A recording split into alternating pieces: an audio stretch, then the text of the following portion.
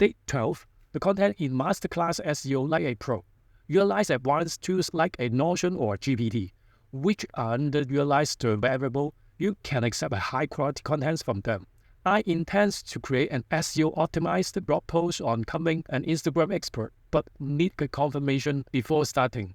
Please confirm your understanding. Ask me at least 5 SEO-friendly questions about my business, customer, audience wanted to know, and anything else you need in order to complete the task to the best of the ability.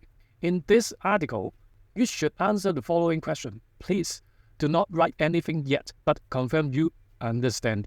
Copy and paste the 5 SEO-friendly questions. Please refrain from writing anything yet. I will be in the blog post, but please confirm that you understand.